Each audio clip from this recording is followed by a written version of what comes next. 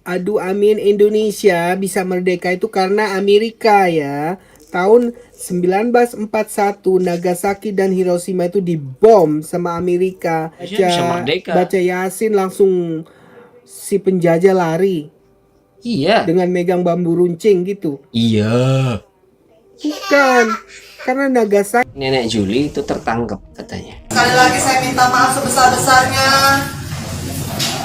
Saya mohon maaf atas kehilafan saya telah melakukan hal yang tidak menyenangkan, yang menyinggung perasaan bapak ibu semua. Sebelum nonton video lengkapnya, jangan lupa subscribe, like, dan komen dengan santun ya. Semoga manfaat.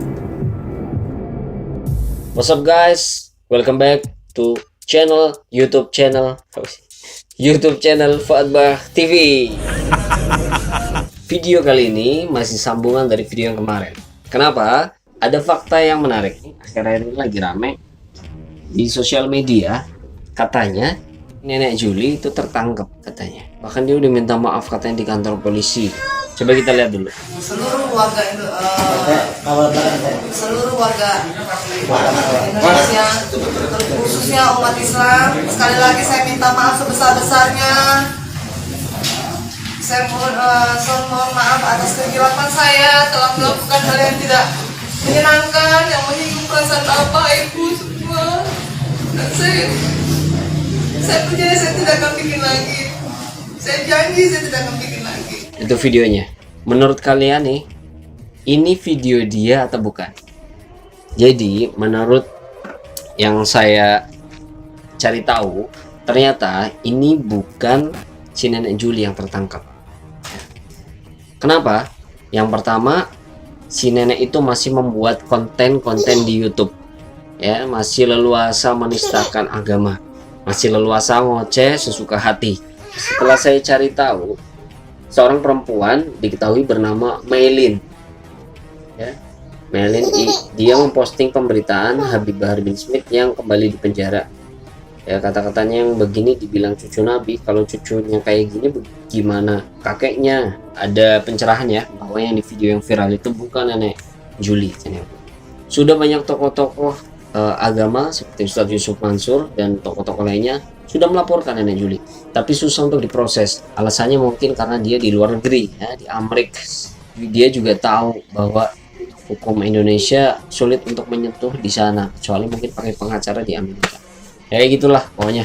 Maka dari itu nggak ada cara lain selain kita melawan lewat media juga, lewat YouTube. Ya, insya Allah ini menjadi sebuah pelajaran dan hikmah yang bisa kita petik sama-sama, bahwa kita tidak terima ketika agama kita dinistakan. Tapi ingat, kita juga wajib membantahnya dengan cara yang baik. Ya. Meskipun saya juga nggak terima emosi, tapi kita ud'u ila sabili rabbika bil hikmah wal mau'idatil hasanah wajadilhum billati hiya ahsan. Serulah manusia ke jalan Tuhanmu dengan hikmah dan pengajaran yang baik. Jika ingin membantah mereka, bantahlah dengan cara yang baik. Insyaallah. Menanggapi video dari Nenek Juli yang pernah diposting, dia menyinggung Ustadz Adi Hidayat bahwa ini konten pernah dihapus dia, nggak tahu siapa, sengaja disebar biar saya dipenjara, dipenggal palanya kalau nggak salah. Ini konten masih ada, ya, bisa dilihat. Ketika saya cari konten ini, konten soal Sayyidina Muhammad SAW beserta Sayyidah Aisyah, itu masih ada, ya. Jadi sama sekali bohong. Oke, segitu openingnya. Kita langsung masuk ke poin utama. Bapak lu bangunin, bapak lu bangunin bapak lu, jangan tidur aja bapak dah.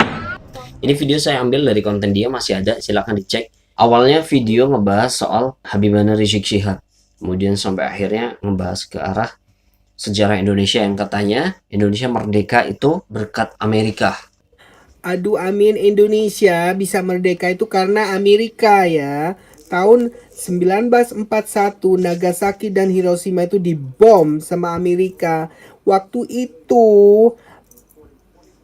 Indonesia dijajah Jepang dan Jepang harus keluar dari Indonesia. Dari seluruh kekuasaan, mau yang di Spain mau di mana, harus keluar. Itu bukan karena Muslim. Ustadz ulama ini memberi info-info yang salah, ya.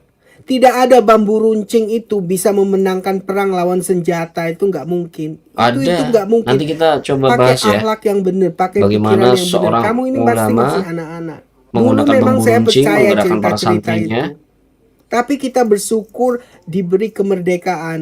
Pejuang-pejuang kita itu ada yang meninggal, ada yang kita hormati dia Betul, pahlawan. kita hormati Itu yang pejuang-pejuang perlu kita contoh ya. untuk kebenaran. Semoga Tapi Allah kita terima amal lihat dong ibadahnya. kenyataannya. Nyatanya apa, Nek? Merdekanya itu bukan karena itu. Orang tentara-tentara Jepang tuh disuruh kembali itu. Makanya kita cepat-cepat kita merdekakan. Itu bukan karena imam atau karena apa itu. Dulu aja itu zaman ayah saya itu Islam itu belum ada, belum banyak ya. Ustadz ulama itu sering bicaranya bohong-bohong semua demi agamanya, tapi berbohong. Katanya ulama sering bohong. Tanya sama siapa saja itu. Kalau ulama aja katanya sering bohong, Indonesia gimana itu kita orang merdeka yang itu biasa, bukan guys? karena banyaknya ini ulama, karena Islam ulama, karena ini merdeka, bukan. Loh iya, Kira kamu cuman bacain berkat ulama Al-Fatihah, dan para santri terus Indonesia bisa merdeka. baca Yasin langsung si penjajah lari Iya. dengan megang bambu runcing gitu. Iya. Bukan. Karena Nagasaki dan Hiroshima dibom oleh Amerika. Dan Jepang harus lari dari kekuasaan di seluruh dunia. Harus. Itu janjinya ya. Kalau nggak mereka akan dihantam lagi. Itu sejarahnya. Lanjutnya kamu baca buku saja gitu. Loh. Kristen agama dari Belanda. Dia bilang kayak gitu. Ada yang bilang kayak gitu. Ini saya masih bingung ya guys. Dia tuh ahli Agama sejarah penjajah, apa Kristen. seorang pemuka Padahal agama apa? Waktu zaman penjajah, masa Belanda mau, kamu agamanya apa? Yang agama Kristen nggak kita bunuh, hartanya kita nggak kita ambil hartanya. Yang Wah, agama ngaco nih, Islam guys. kita bunuh, yang agama Islam hartanya kita ambil. Tapi saya Apa kayaknya penjajah begitu? Penjajah itu yang mau diambil itu harta dan ingin orang-orang itu jadi budak. Itu tujuannya. Mau lo itu Kristen, Buddha, Hindu nggak peduli. Yang penting dia itu bukan Belanda. Itu zaman dulu itu. Jadi jangan diada-adakan. Oh itu agama. Kan kalian tuh baru lahir kemarin. Apa kata ustadz yang sekarang aja baru percaya. Dulu nggak ada ya. Ustadz dulu itu ya. tukang jaga masjid Tukang, sama ngajarin baca turutan. Tukang. Teman-teman yang mau ikut serta dalam pembahasan ini silahkan bisa isi kolom komentar. Kalian sampaikan apa yang kalian tahu. Ya, semoga bisa dibaca sama netizen yang lain. Kemudian menjadi pencerahan tersendiri. Oke? Ada 4 poin kurang lebih yang saya catat di sini apa yang disampaikan sama Nini Juli Caniago. Yang pertama katanya Indonesia merdeka karena Amerika. Gara-gara Hiroshima Nagasaki dibom atom oleh Amerika dan sekutu. Pasukan Jepang katanya disuruh balik semuanya. Perlu diklarifikasi dan digarisbawahi ketika dia menyebutkan meledaknya bom Hiroshima Nagasaki 1904 berapa dia sebut tadi? Tahun 1941 Nagasaki dan Hiroshima itu dibom sama Amerika. 4 berapa? 1941 Nagasaki dan Hiroshima itu dibom sama Amerika. 41 katanya.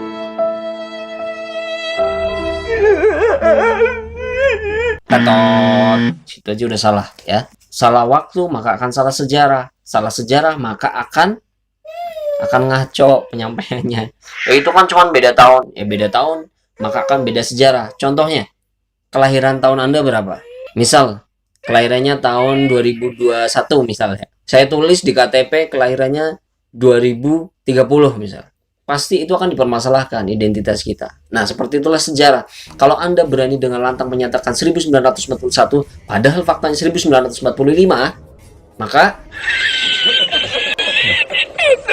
kedua, ketika Anda menyebutkan Indonesia merdeka karena Amerika gara-gara Hiroshima Nagasaki, ya, dibom. Saya tahu ini buku diambil dari mana. Jadi, referensi buku yang dipakai oleh nenek tadi sepertinya buku ini guys, Indonesia Merdeka karena Amerika, karya Frances Gouda dan Tich Brokedes Zalberg.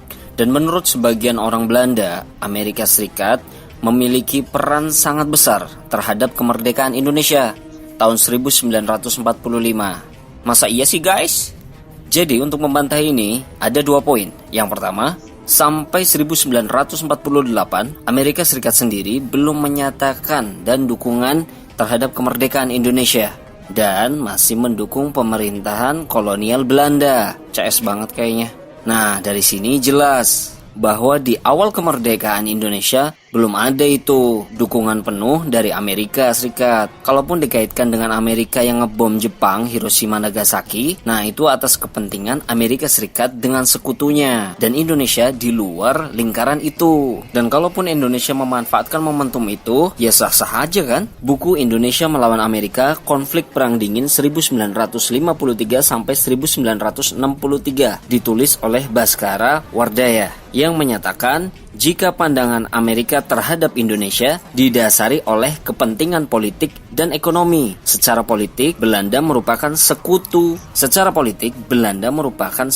Terdekat negeri Paman Sam ini. Nah, secara ekonomis, Amerika sadar bahwa Indonesia merupakan aset yang sangat potensial dan juga memiliki kekayaan yang melimpah. Jadi bagaimana mungkin Amerika dekat seolah seperti sahabat, sedangkan didasari dengan kepentingan yang menguntungkan Amerika sendiri.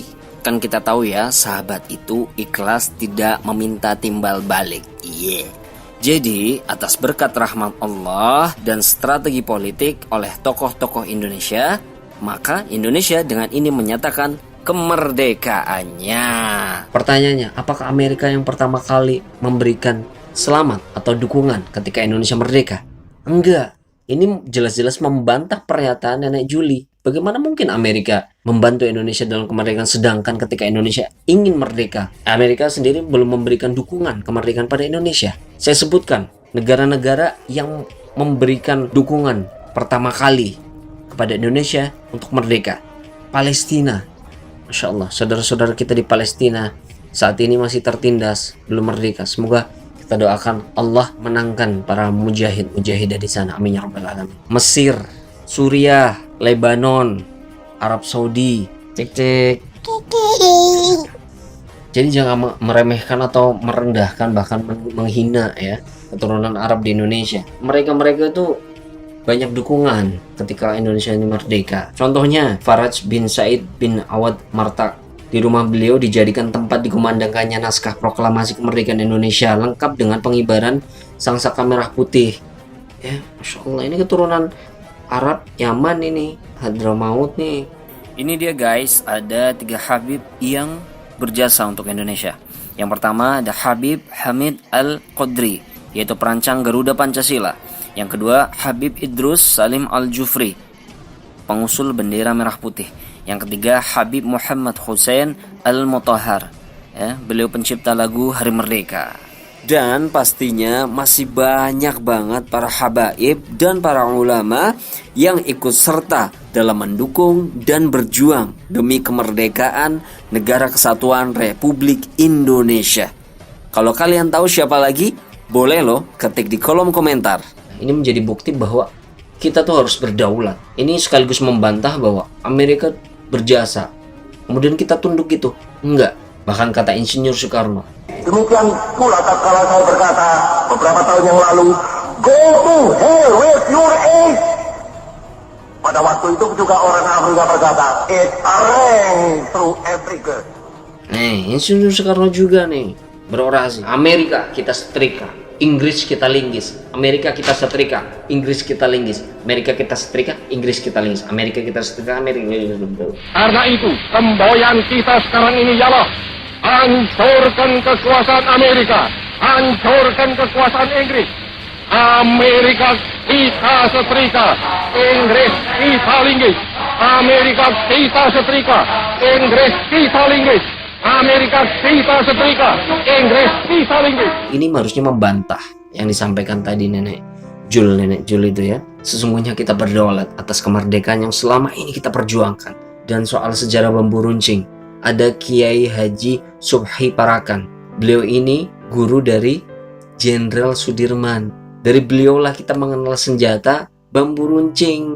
Jadi jangan asal ngomong bambu runcing apa itu, senjata apa itu, cuman dongeng itu cuman mitos, itu cuman khayalan, nggak mungkin. Ustadz ulama ini memberi info-info yang salah.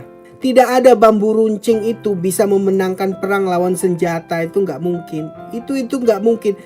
Pakai akhlak yang benar, pakai pikiran yang benar. Kamu ini pasti masih anak-anak. Ini sejarahnya. H. Anasom dan M. Hum, peneliti sejarah dari IAIN Wali Songo Semarang, menyebutkan Kiai Subhi sebagai pelopor penggunaan bambu runcing jadi senjata perjuangan buat ngelawan para penjajah Belanda. Karena itulah Mbak Subhi dijuluki sebagai Kiai Bambu Runcing. Senjata-senjata tradisional seperti tombak, keris, ketapel, sujen, dan lainnya adalah peralatan perang utama penduduk pribumi buat ngelawan penjajah, guys. Tapi dari semua senjata itu, bambu runcing jadi senjata favorit karena bikin efek luka parah bahkan mematikan. Wow, ngeri.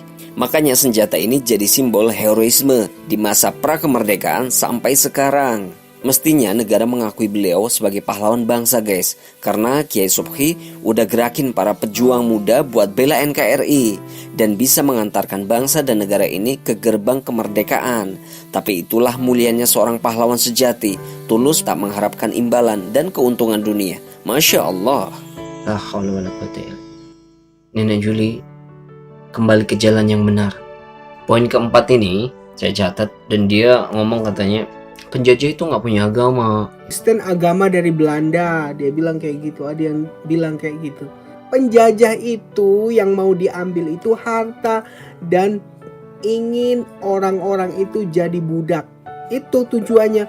Mau lo itu Kristen, Buddha, Hindu nggak peduli. Yang penting dia itu bukan Belanda. Itu zaman dulu itu. Jadi jangan diada-adakan. Oh itu agama. Ingat nggak soal sejarah di Indonesia? Para penjajah di Indonesia itu punya agenda 3G. Apa aja 3G? 1, gold, emas. 2, glory, kejayaan. Ya. Yang ketiga, gospel, mengumpulkan domba-domba yang tersesat. Saya ingin sampaikan bahwa kita sedang mengaji dengan kajian ilmiah, tidak mengecilkan hal-hal tertentu atau berbicara tentang kepercayaan atau syarat tertentu. Kalau nanti dipersoalkan, kita boleh berargumentasi dengan dasar-dasar ilmiah. Sepakat ya? Setelah dikuasai belahan dunia di Eropa ini, muncullah titah dari Paus Alexander yang ke-6 yang menyampaikan pesan bahwa dunia harus dikembalikan kepada ketentuan-ketentuan mereka. Maka dikirimlah kemudian Portugis ke wilayah timur, Spanyol ke wilayah barat, masing-masing membawa misi 3G. Ini sudah dikenal, tidak ada yang bisa mengingkari ini. Gold, glory, dan gospel. Gold mencari emas, mencari berbagai harta kekayaan bisa dikumpulkan. Glory melakukan ekspansi, penjajahan. Gospel menyebarkan misi, meluruskan domba-domba yang tersesat. Sejak Muslim memegang tampuk kepemimpinan di Nusantara sebelum jadi Indonesia, ini Hindu, Buddha, animisme, dinamisme, nggak ada masalah, Pak. Yang jadi masalah itu ketika Portugis datang. Karena mereka ketika datang memaksakan pola ini.